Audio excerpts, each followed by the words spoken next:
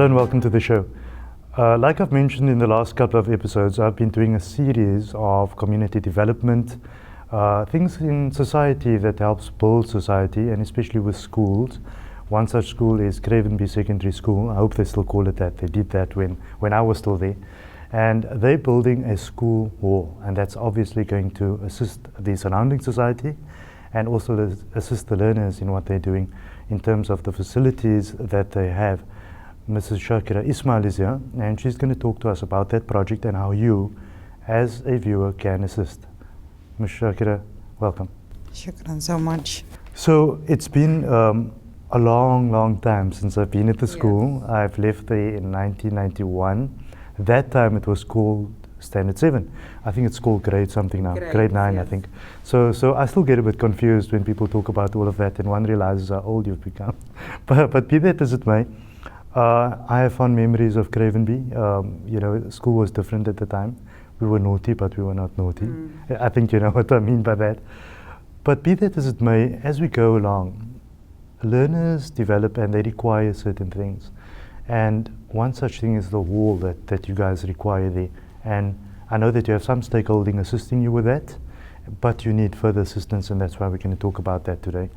But before we do that, Cravenby School and your role in what you do there, tell us a bit about the history and where the school has come from. Well, the school was building in 1977, and that was 39 years. Yes, 39 years, and it was basically built as an Indian school.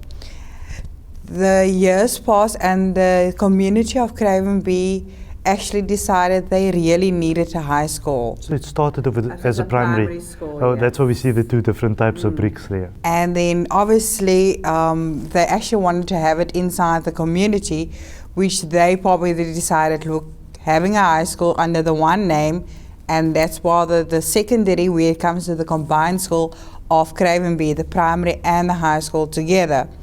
That was basically then only an Indian school. Now it's a multiracial school from children from all over the world that comes at attend that school. I remember back in the day, you're right, we used to have the Department of Indian Affairs, and I think they were in charge of the school at the time. So obviously I think there were challenges with that, because if you look back in apartheid history and where we've come from, we understand that a certain racial group, being the whites, for example, and we say this outright because it's part of our history. Yes. We don't mean any malice by that, but they were given an X amount budget to do what they're doing, and then Indians were given an X amount, and coloreds an X amount, and blacks an X amount. So all those under the white line were marginalized, and they were only getting a certain amount of facilities, and so Cravenby School has fitted into all of that. That's right, which the school only had basically just the school, the classes, but there was no other facilities that they can use, like example a swimming pool or a hall that they can use or so, or whatever other facilities that they needed then. But now it's really, the school struggles on for all these years, and the community also said, it's enough is enough. I mean, we're carrying on, we're trying our best, the school needs it. And this is what we're trying to do, to have our own hall, which this other foundation came on board to assist us. What does it mean to Cravenby School to have the hall? What changes? What becomes better for the learners? Oh my gosh, that is to have Cravenby to have their own hall. It's like, it's the most awesome thing that can ever happen to the school. I mean, there's a lot of benefits that the school can have from it. The matriculants can write in the hall. I mean, we're talking about an 850 seater here. It's not a small hall. And the school can hire this hall also out for events for the community as well. So it will benefit the school a lot. And August quiz, which we have every year by different schools or halls that we have to hire out for the children to prepare, they can prepare in there as well. And of course school meetings and stuff like that. Yes. And then I think the important thing is the revenue generating aspect with regards to the fact that this can be hired out for private functions and that sort of thing. Correct, yes. So that's a big benefit. I know if you look at the layout of the school, and some of our viewers are probably seeing these visuals on screen now, that you're looking towards the back of the school. there's a vacant land there that is proposed where this might happen. That's correct.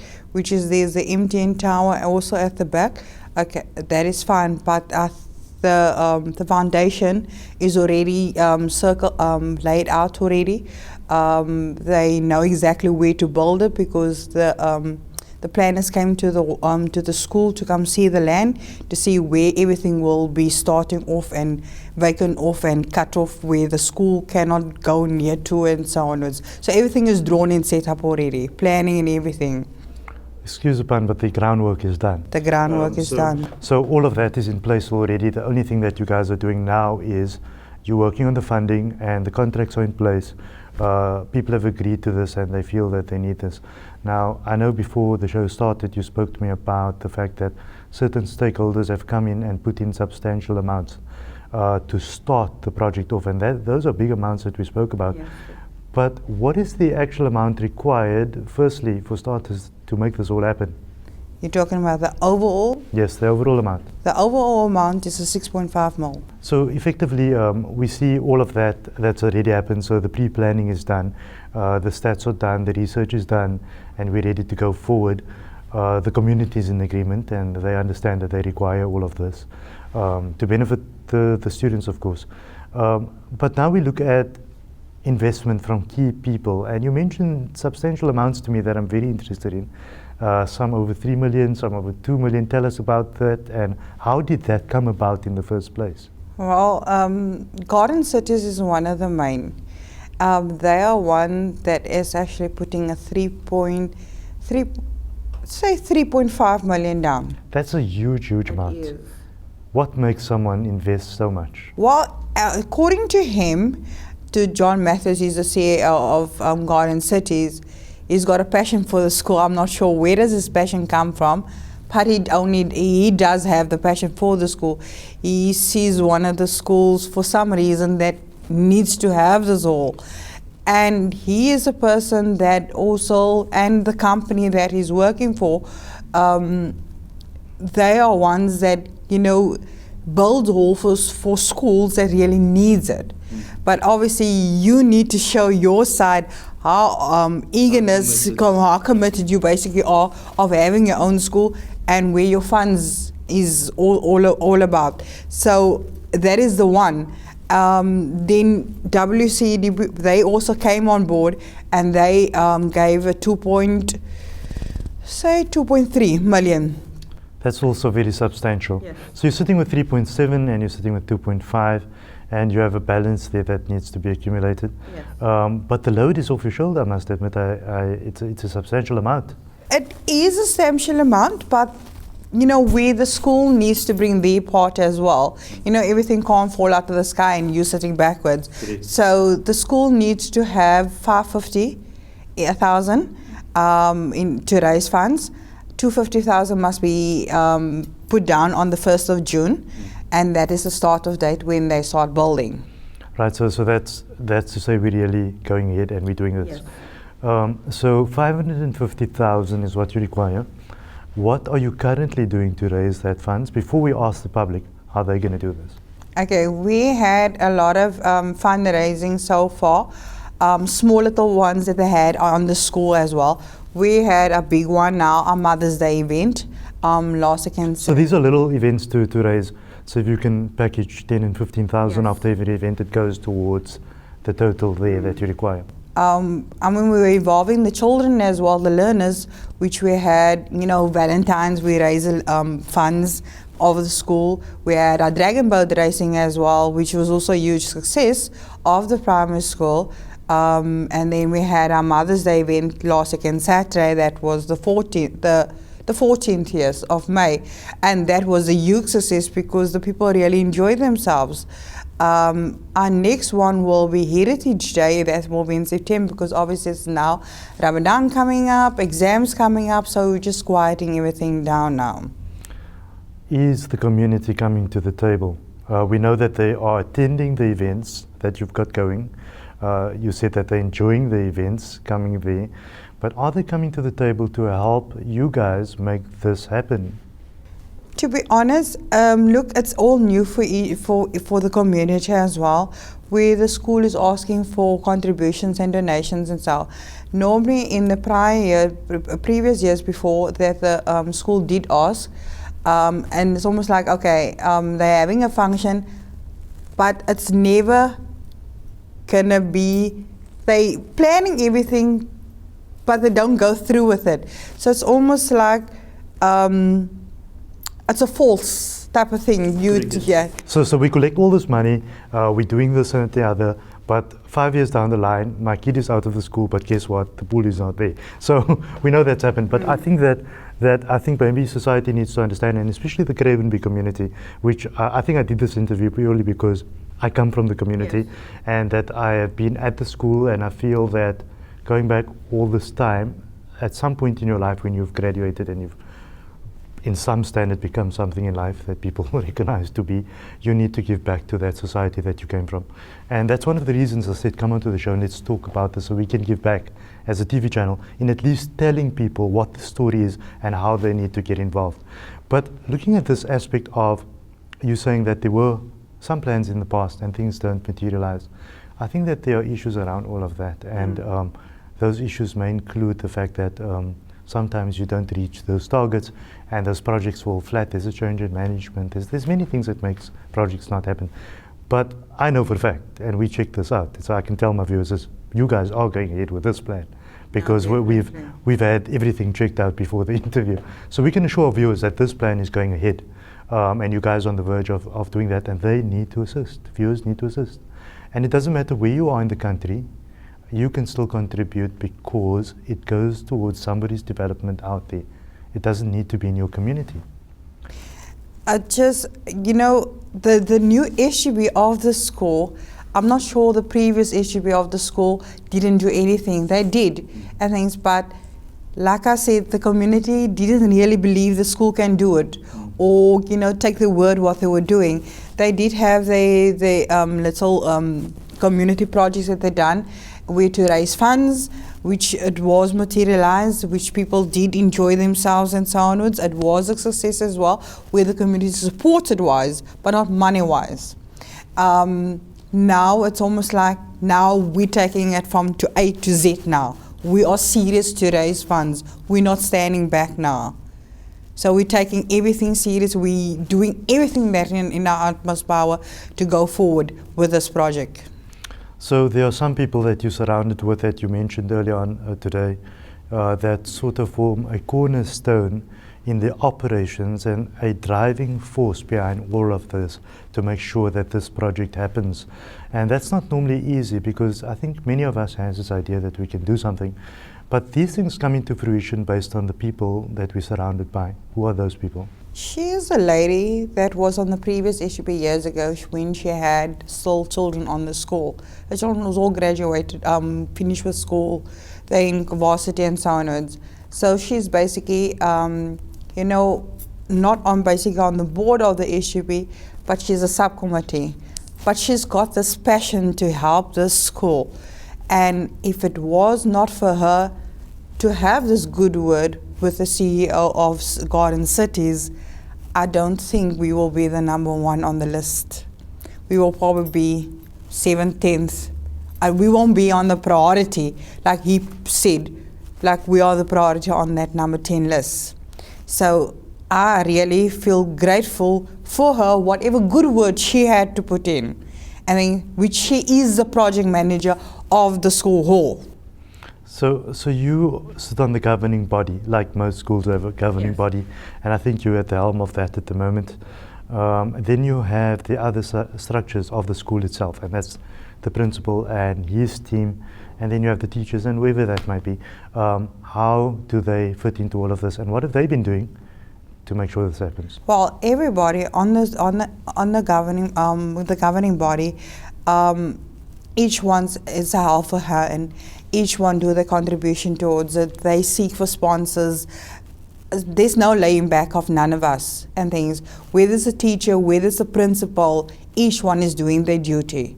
I know the teachers is got their hands full already because they need to teach learners, but they are bringing their side. because it's not only on one side of the governing body, it's a two-way thing. It's the school teachers and obviously the governing body that works together. What's been the response of students or learners, as they call them today, knowing that this facility is coming up? Some of them are matriculating, so they're not going to benefit from that, but at least knowing that those that come under them are going to benefit from this. Has there been any sentiment from them at all? Well, they're quite excited, which now if we have school meetings or, gatherings or assemblies for the school children, all of them can have a combined assembly in the hall, which normally we have to take the tar yard for the school, for the primary first, but dividing them up because we can't accommodate each and every one on the tar mat of the school. So we will start with the small ones first, then with the intermediate phase, and then with the high schoolers as well. So we need to split them up. Now if we have this hall that accommodates 815-seater, which the school accommodates 1,100 and say 56 learners in combined. So we can combine all of the learners together in under one roof. I think that's quite phenomenal. I remember back in the day, that particular feel that you're referring to used to be sort of a very felt kind of feel, and we used to go and hang out, hide there. That was the escaping point. We considered that to be the airport area, so it was like we could escape from that area.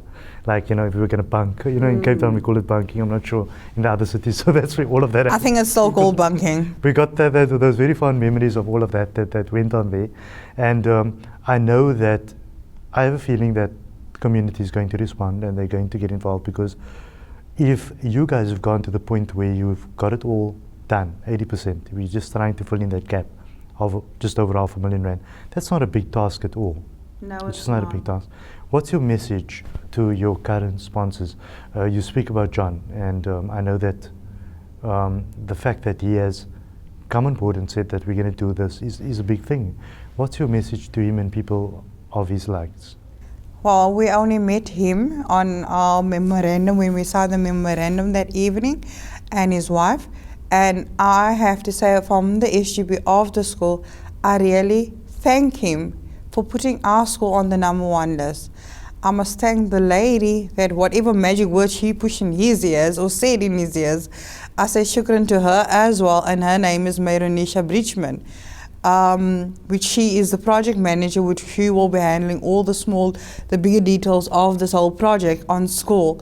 Then obviously our principal, which is very excited, Mr. Singh, he can't stop talking about the whole, which I think each one that is in this whole thing is so excited. It's almost like sometimes you have sleepless nights, you can't even wait for this whole thing to start.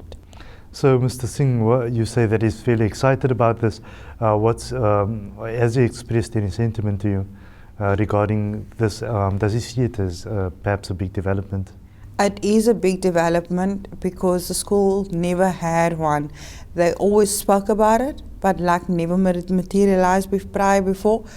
Now everything is in motion, signed, everything is a done deal. It's just that small little amount that needs to come still in. Then everything is fine. Donors, community donors, how far has that gone? Are there people coming forward saying, I've got to spare 10,000 Rand, I've got to spare 1,000 or even 200 bucks, whatever it might be? I think every cent counts at this stage. Yes, Has people been coming forward, or do you require them to come forward? How else can they help? Well, according to what I know now, so far we only have our fundraising money that we raised, but we do plea for every ex-student or every company or out there to assist us with whatever amount they can pledge and things. We will be really grateful for that. I think some of the solution might lie in the alumni of the school, and it is my opinion that Cravenby School has generated lots of professionals over the years. Some of them are friends of mine, doctors, lawyers. Surely we're not earning under 50 or 100,000 a month, and we need to trace that personal history back and say that Cravenby School for us played a role in our successful paths. in whichever way we deem success to be. So I think I want to make a call on those students to actually come forward, and whether it's 5 grands and 10 grands, they should be putting that down, saying thank you for those years. If they do come on board, I will really appreciate every last little cent that we can get into raise these funds for our school hall. I mean, it's a big thing for us. I mean, if it starts the 1st of June, I mean, our school will be finished before December. And whoever knew that a school hall can be built for 850 seater, actually with a balcony as well, because we saw the plans in, say, less than 5 months. Correct. If the weather plays on our side. Yes, of course. Shakira, it's been interesting chatting to you. What we're going to do is we're going to cross over to our viewers and show them some of the aspects of the school, chat to certain people at the school, find out what their sentiments are. When we come back, we'll give you the details that you need to contact the school on. It's coming a long way from those years from 2004 that we collecting monies and stuff, but it wasn't enough to build this hall. Now eventually we got this historic donation from Garden City, 6.25 million, which is a lot, and it's amazing what's happening here. John Matthews, he did the opening at the with Donald Grant for the feeding scheme, and then he took a walk around the school. Eventually, 2 years later, we were nominated on the WCED list, one of the schools that gonna receive the hall. Our contribution from the school is about 250,000, but we aim for 550 because the hall is going to be built, but we also need certain things, the interior decoration to be furnished and all that, like projectors, whiteboards, the curtain on the stage, and the kitchen must be done. So at the end of the day, when we're going to get this hall, it's going to bring money in for the school as well, because we're going to hire the hall out. It's also going to benefit the learners. We're going to get outside companies like to do workshops and to educate our children. So it's a cold, chilly day in Cape Town. We decided to come out of the studio. I know you guys are not used to seeing us now recently out of the studio, but I had to come to this location for one reason, and that's the fact that I was a student at Cravenby Secondary School many years ago. So it's interesting for me to be walking around looking at the very field that we used to, sort of in some people's view, we were a bit naughty at the time. I remember on my right hand side we had our own treehouse there, and we would escape and bunk out of the school at certain times, and these are floodings of memories that are happening at the moment. What's interesting to note is it's great as a past student to see that the school has taken the initiative to build a school hall and to develop that further in the interest of the children. We spoke to Mayurunisa, and now we're chatting to the school principal, Mr. Singh. He's going to tell us his thought. We're standing on the very field where the school hall is going to be coming up. I feel this is quite a big development in this particular area in terms of a school that is in its 38th year of existence, and it's long overdue because it will serve many purposes, especially an assembly, which we are having great difficulties with in terms of children being at one central point. But apart from that, we hope that it's going to create other avenues such as accommodating our learners during the examinations, something that we have to outsource. You know, the Secretary of the SGB has made the appeal via Facebook, but we are in the process of getting numbers, contact details of our past learners, as you correctly mentioned, who are very successful, and to plow back into the school community, because one always believes that it is for the community and for the generations to come. So that again is a very important source that we're busy with. But if people out there are listening to the program or viewing the program, we would appreciate it very much to make contact with the school The details are just like how it was previously. It's the same school number and the email is about the same, but I could add its head, also capital lowercase head at cravenbyss.wcape.school in full school.za, or you can phone the chairlady of the school governing body on 021 931 4470, or the project manager, who is Mrs. Bridgman at the school, again 021 931 4470. My main message is continue with the good work that you are doing. We do appreciate the fact that you all are full-time involved in your work, but I really appreciate the fact that you're going out of your way, and this is a great motivation for those to see that you have the interest of the school at heart. And one thing is for certain, this governing body and with all its members, they are 100% sure that this project is going to reach its finality, and God willing, towards the end of this year, we will have the keys to the hall 2016. Well, that was some of the people involved with the school and the project itself. As you can see, it's quite a noble cause. These kinds of projects lend towards community development, social cohesion, and for all of that to happen, society as a whole need to come together and make that happen. So I'm calling on the alumni of the school, people that live in the community, in the Cravenby community. I know it's a very localized story that I'm doing today, but the fact is that I've come from the area and I feel that I need to give back by making sure that you know the story.